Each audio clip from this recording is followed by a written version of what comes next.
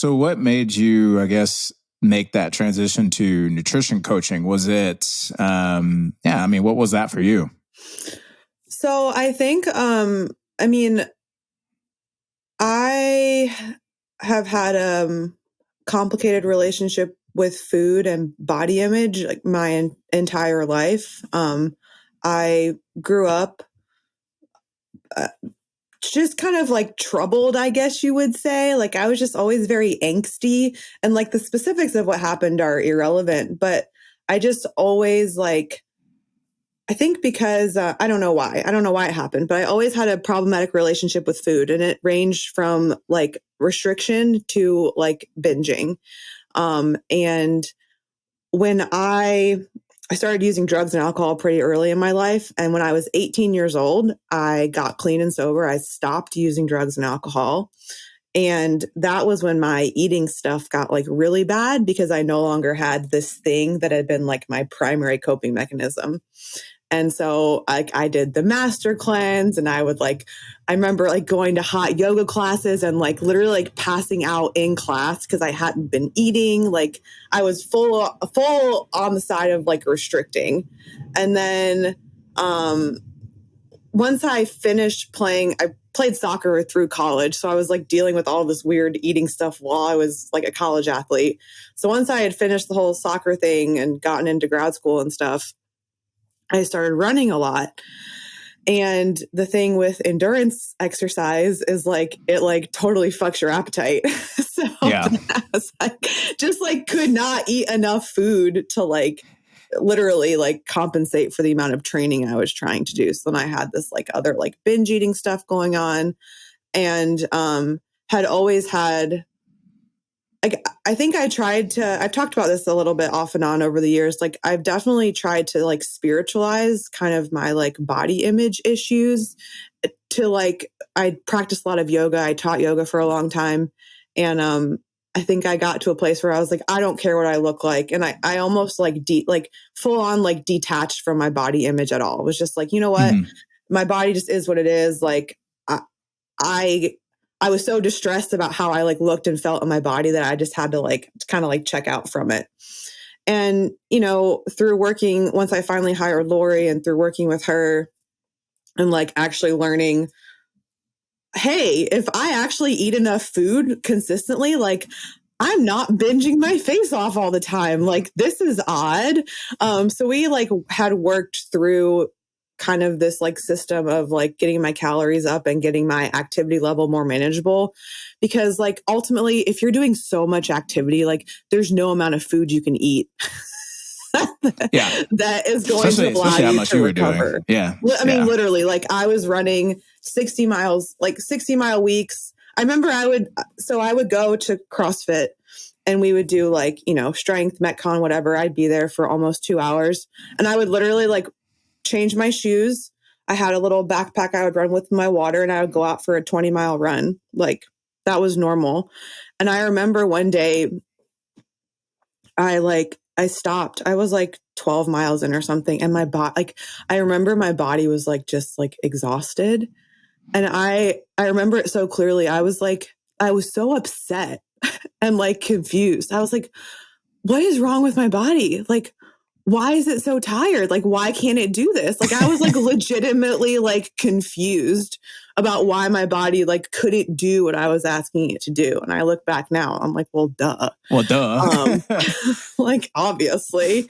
But I think just kind of like working through all of my sort of like coping mechanisms through like over exercising and eating and getting that stuff to a place where it was like well managed.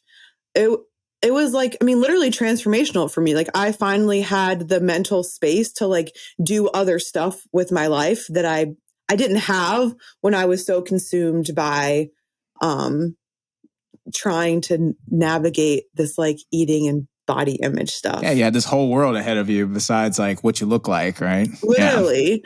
Yeah. And that's kind of why, like, I mean, full circle, it's been strange. But that's interesting. Yeah, because it's strange to find myself like pursuing like physique sports, which is how I think about it at this point. Like, but I think and there's definitely a lot that I have to learn with like the bodybuilding stuff. And prep is really hard on you personally. It's hard on your relationships. It's hard on everything. I think the reason that like personally that I feel okay with how I've managed the like body image side of things is because I struggled with that stuff for so long, and I came into like competing in bodybuilding with such a like unique perspective on like I liked myself. I wasn't chasing like validation through like looking a certain way. Like I had learned to appreciate my body at 170 pounds. I had learned to appreciate it like in all these different phases.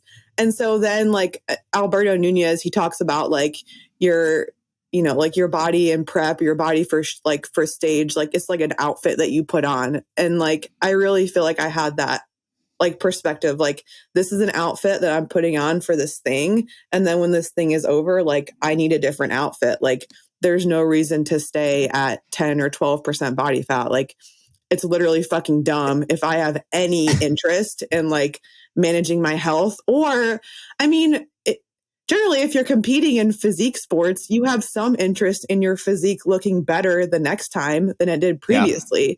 So it's like the longer that you spend at 10, 12% body fat, it's like you're not helping your future self at all. Like, you're leaving some gains on the table by staying there. Just get the fuck out of like get out. Just get out of there. And I think too, like it's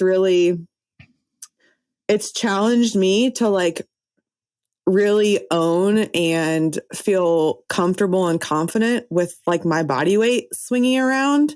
Because people make comments, like I feel really good about how I like the rate of weight gain I had after my first show. Like I got up, I think to like 160, 165.